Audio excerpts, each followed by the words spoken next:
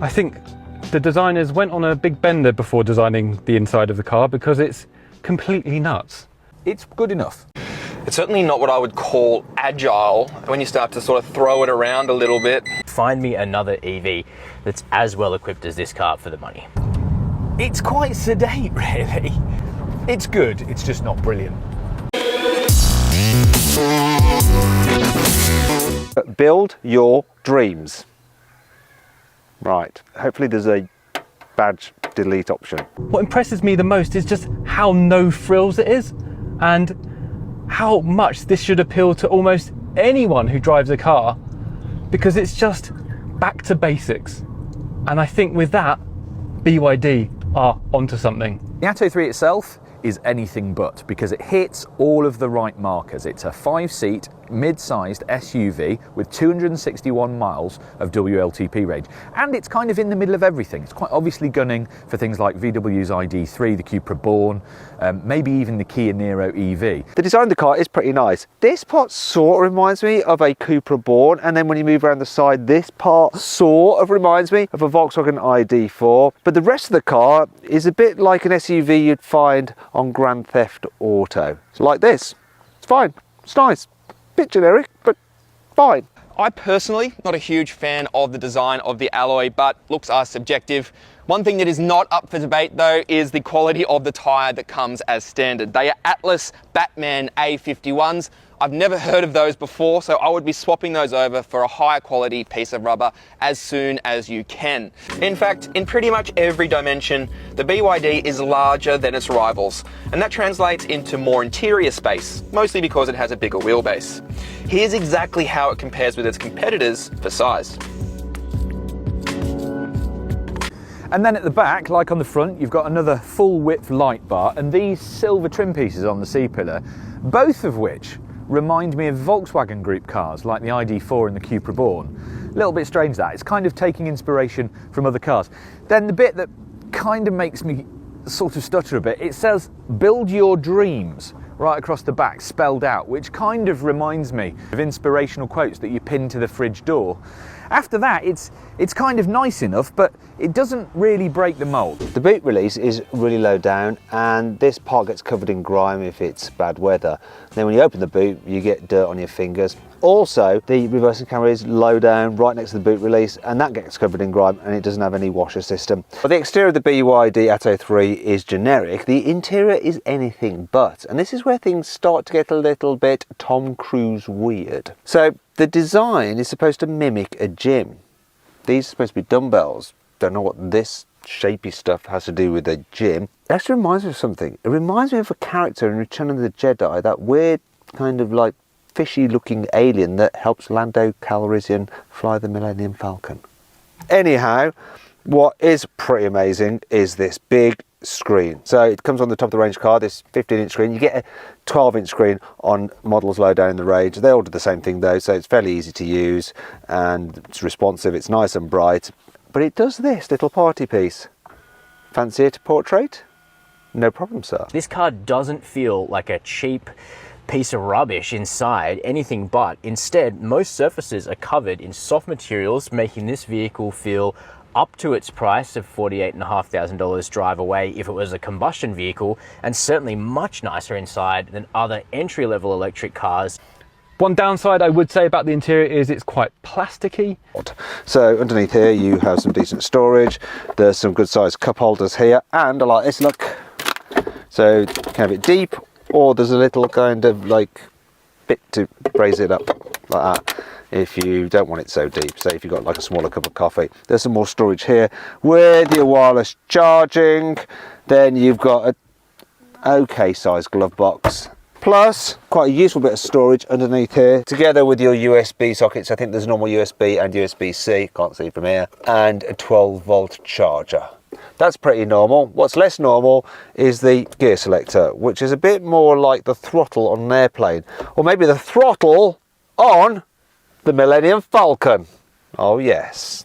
Because it feels like BYD saved up all the crazy and put it on the inside.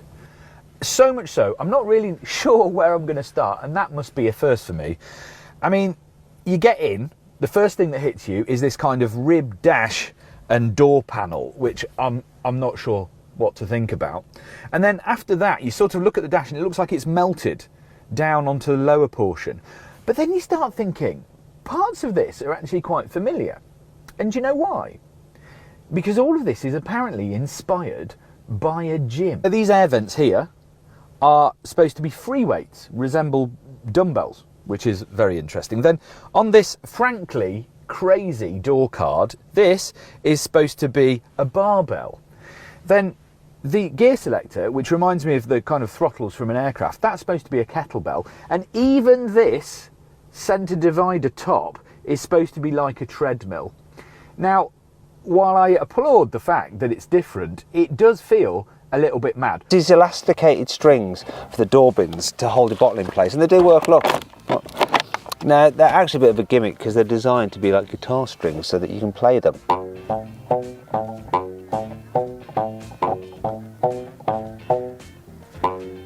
That could get annoying when your kids are just driving you mad playing the guitar strings, and it's even worse if they put a bottle in there, because then it'll be like this.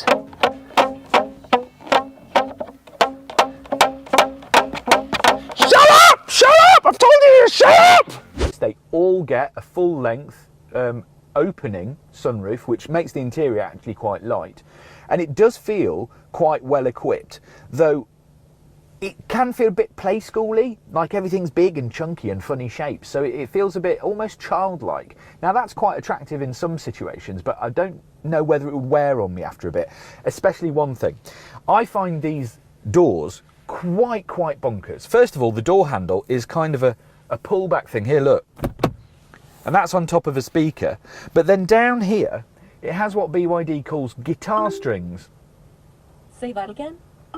If you say the phrase BYD, it keeps activating the voice control, which is another feature that it always has. Cancel. Anyway, I was still listening. She's still listening. Cancel. Shush now. Stop it.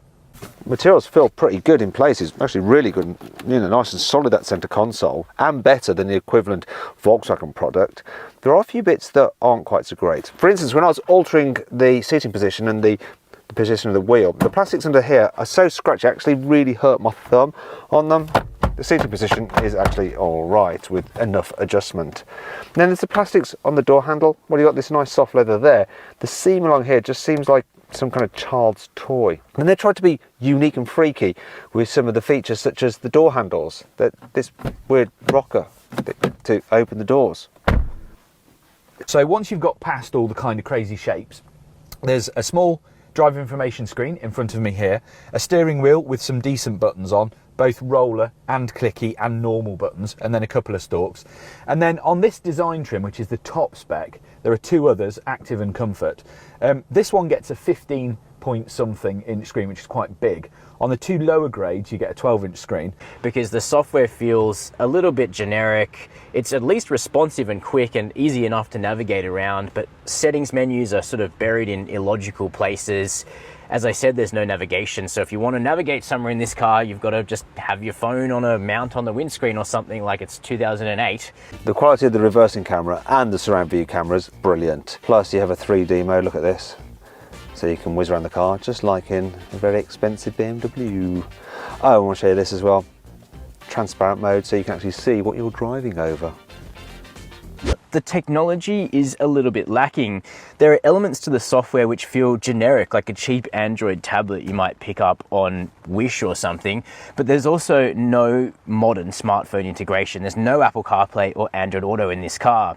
You can turn the car on remotely using the key fob, say from your bedroom window, so that you can have it pre-conditioned, so the air conditioning set your ideal temperature for when you get into it. Perfect if it's really hot outside or really cold outside.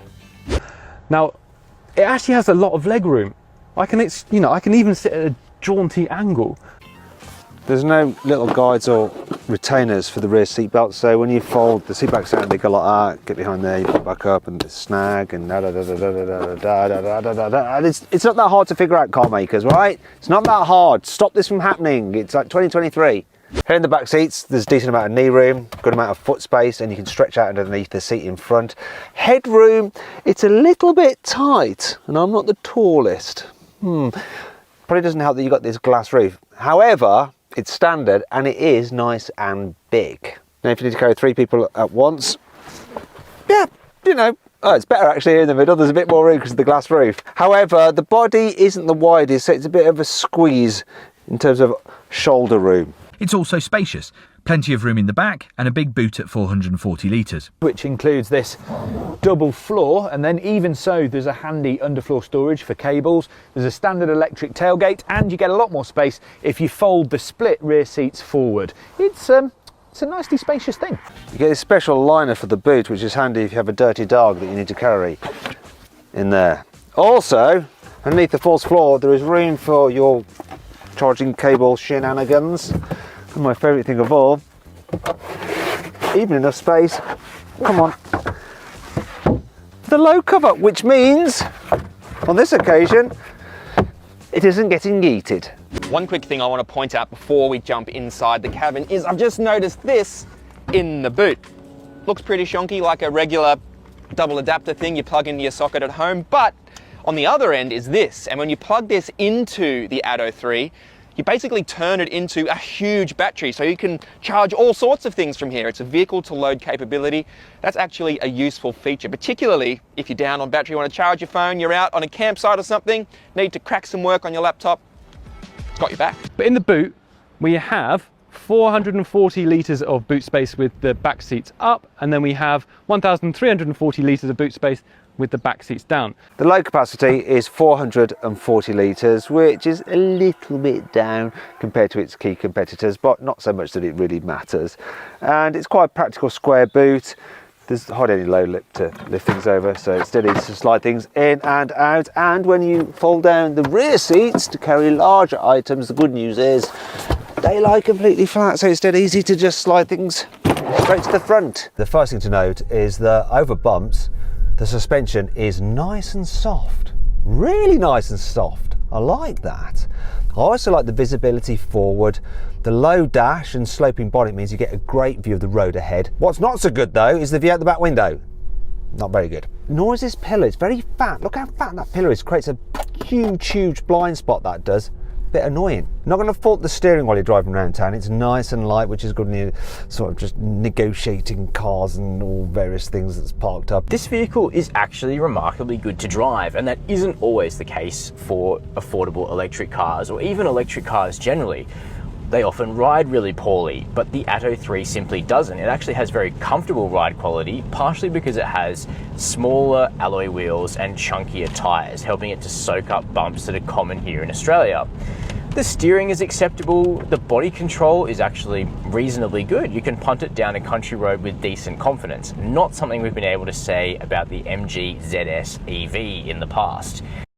I don't know if it's a calibration issue to deal with the pretty crappy rubber that's fitted as standard, but I don't know, seat of the pants, I don't think this car has as much power and performance as BYD says it does on paper. BYD also says it goes from 0 to 100 in 7.3 seconds, but when you pull away from the lights or a stop sign like this, I'll show you, that is full throttle. It doesn't have the immediacy or the step-off acceleration that you have in most electric cars. The throttle pedal is actually surprisingly soggy.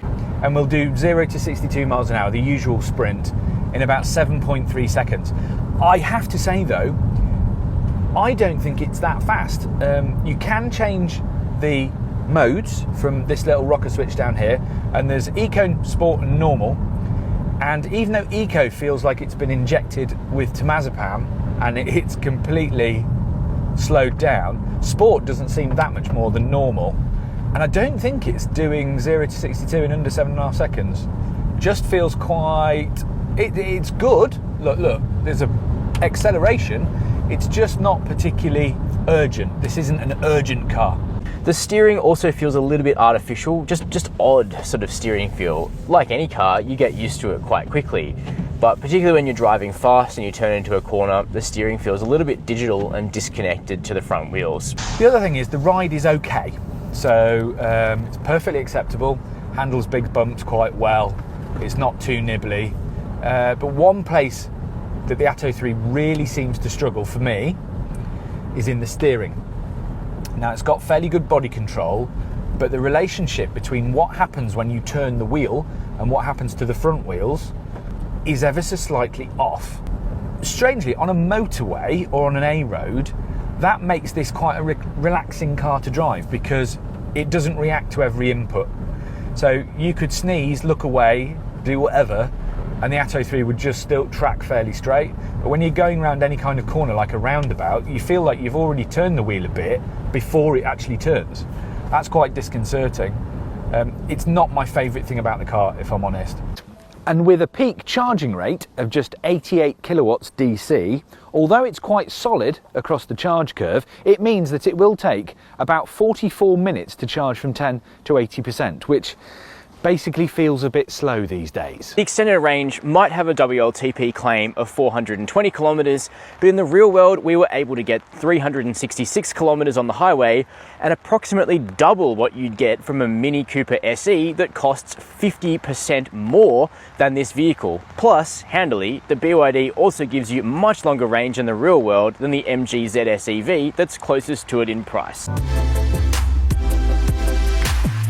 So there you go. That is a detailed look at the BYD Atto 3. And to answer my question at the beginning of the video, no, cheap certainly doesn't mean nasty in this regard. Certainly not perfect though, and BYD still has a way to go to prove itself from a reliability and a customer service perspective. But for its price, there is a lot to like about the Atto 3. It doesn't blow your mind in any way. And it also likes to beep quite a bit. But overall, I think the Atto 3 is a really good effort. It's a solid effort. No one would be offended driving this car. I just think that the finesse and the absolute precision isn't quite there. It certainly makes us wonder what the next gen EVs from BYD will be like. We know that they're coming out with a Tesla Model 3 sports sedan competitor in the coming year or two here in Australia, so we're excited to drive that vehicle. But for now, if what you want is a cheap EV, I'd probably be signing up to buy an Atto 3. One of the good things about the Atto 3 though is that it does seem to cover quite a lot of bases. It comes as standard with vehicle to load charging, and it's powerful enough to potentially charge another electric car. It's also got a 5-star Euro NCAP safety rating, which is really important thanks to that clever design. It can't tow though, which I know is important to some of you. It also comes with an 8-year or 100,000 mile warranty on the Blade battery, or 4 years and 70,000 miles on the rest of the car, which is kind of up there but not stunning. So that is the Build Your Dreams Atto 3. It's a good car with a frankly mad interior. It's simply hard to conclude this review with anything other than the opinion that this car is exceptionally good value for money. Is it the best small SUV on the market? No. Is it the longest range EV on the market? No. Is it the cheapest? Almost. Second cheapest. You know what? I think BYD have knocked it out of the park yet again. By focusing on things that people really want, like practicality, good value for money, a reasonable car, it's just a normal car, but an EV, I think they're set themselves up for a great success. If this was going to be your first EV in Australia or even in China, it's just like stepping into an ICE car, because you'd be used to all of these features. There's nothing especially different about it. And overall, this car is not just easy to drive, it's actually quite satisfying to drive. Is this car going to tickle your fancy if you're a keen driver? Probably not. Is it better to drive than I was expecting? Yeah, absolutely. Would I have one? Well, I'm not quite convinced yet. I think the Atto 3 is a really interesting car with some brilliant tech, but it feels like BYD hasn't quite hit its stride just yet. This feels like just the beginning.